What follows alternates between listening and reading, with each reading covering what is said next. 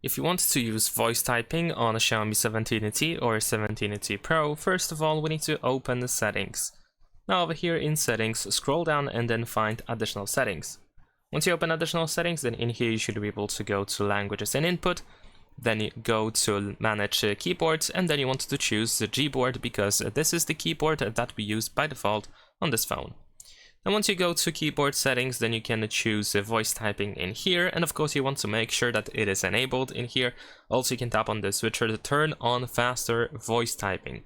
Once it is activated, you should be able to open your keyboard, and then on the right side we have this microphone, which we can of course tap on, and then when you use it for the first time you need to allow the microphone to record audio, and then you should be able to start using it. Whatever you say out loud, it should be converted into a text, as you can see over here. So pretty much we have speech to text activated like that. Whenever you are done, you can just tap on the microphone again to turn off voice typing, and that is pretty much it. Leave a like and subscribe.